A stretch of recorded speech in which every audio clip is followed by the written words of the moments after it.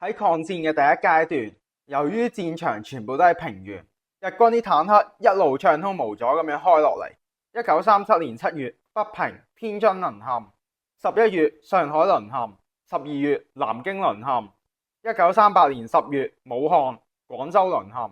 呢段時期，林彪喺平型關重挫日軍，李宗仁亦都喺台兒莊大捷。由於日軍兵力有限啦，只能夠佔領比較發達嘅城市，被迫放棄廣大嘅農村。中共就利用呢個真空喺敵後建立大量嘅根據地。咁而家去到第二階段啦，國民黨遷都重慶，日軍推進到中國嘅中部。中國嘅中部入邊有大量嘅山岳同湖泊，日軍啲坦克、大炮、裝甲車全部變晒廢鐵，加上面對越嚟越廣闊嘅戰場，日軍喺人數上開始不足，啲兵力分到好散。中共亦都喺日軍後面不斷咁打游擊。由於中國實在太搭馬啦，啲人死極都有。開戰之前，中國有4億人，而日本只係得1億。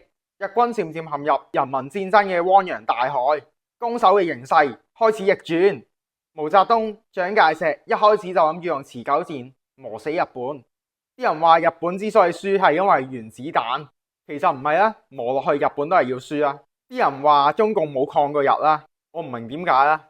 共軍總共投入嘅兵力大概係170萬，而國軍就係1000萬。國軍一共打咗280萬日軍，而共軍就打咗50萬。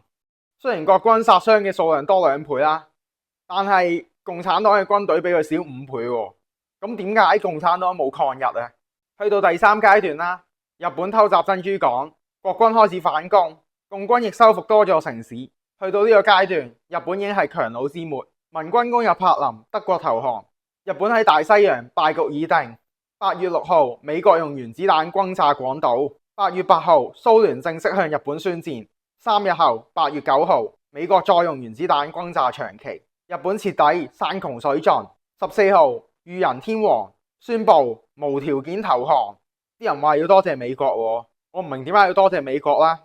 美國抌原子彈主要有2個原因啦，一個就係希望想盡快結束戰爭，逼日本投降啦。